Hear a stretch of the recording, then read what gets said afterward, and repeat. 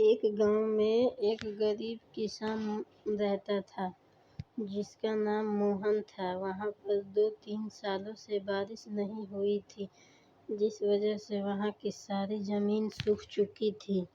मोहन बहुत दुखी था क्योंकि वो अपने ज़मीन पर कोई फसल नहीं उगा पा रहा था। सर्दी का मौसम था। आज मोहन पेड़ के नीचे बैठ के आराम कर रहा था। तभी उसे वहाँ एक सांप नजर आया। वह सांप अपना फन फैलाए हुए बैठा था। मोहन के मन में एक बात आई, ये सांप काफी सालों से यहाँ रहता है, इसे भी अकाल के समय में मेरी तरह खाना ढूंढने में परेशानी होगी।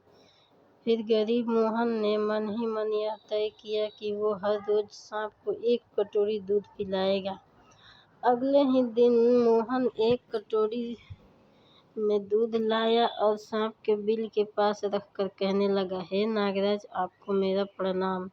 मैंने कभी ध्यान नहीं दिया कि आप यहीं रहते हैं। सूखे की वजह से मैं तो परेशान हूँ और मुझे लगता है कि आपको भी परेशानी हो रही होगी, इसलिए अब से मैं रोज आपको 1 कटोरी दूध पिलाया करूँगा। ये बोलकर मोहन ने वो कटोरी वहीं छोड़ दी और वहाँ से चला गया। और अगले दिन सुबह वो कटोरी वापस लेने आया तो उसने देखा कटोरी में कुछ चमक रहा है। मोहन ने कटोरी उठाकर देखा तो उसके अंदर एक हीरे का टुकड़ा था।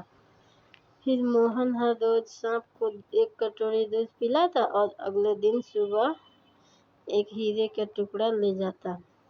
हर रोज उसे एक हीरे का टुकड़ा मिलता। एक दिन मोहन को किसी काम से शहर जाना था और उसने अपने बेटे को ये जिम्मेदारी सौंपी।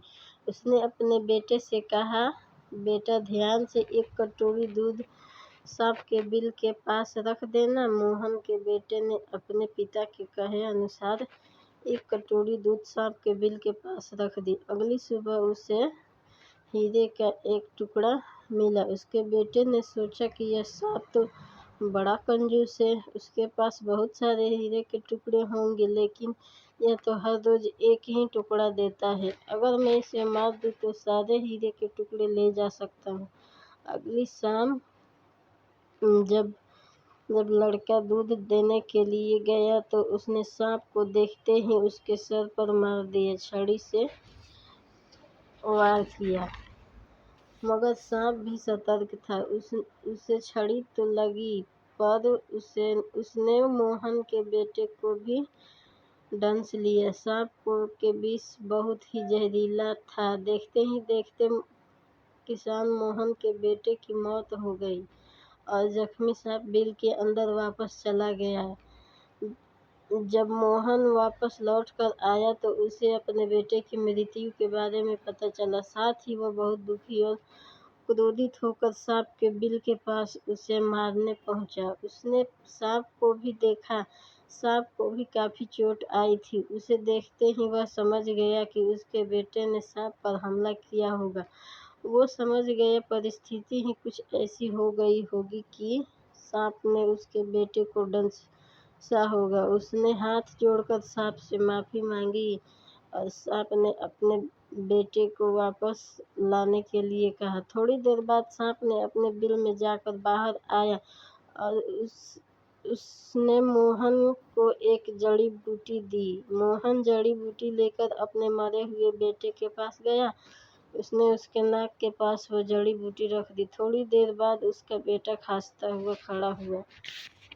जिंदा होने के बाद मोहन के बेटे को उसकी गलती का एहसास हुआ। वो अपने पिता के साथ बिल के पास गया और उससे हाथ जोड़कर माफी मांगी।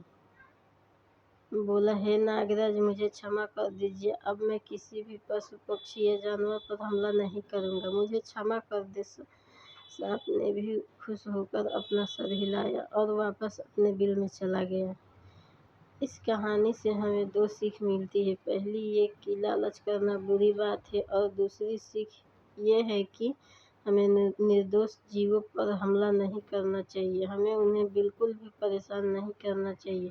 हमें उम्मीद है आपको यह कहानी ज़रूर पसंद आई होगी। ऐसी ही कहानी सुनने के लिए जुड़े रहिए हमसे। जल्द ही मिलते हैं एक और नई कहानी के साथ। तब तक के लिए धन्यवाद।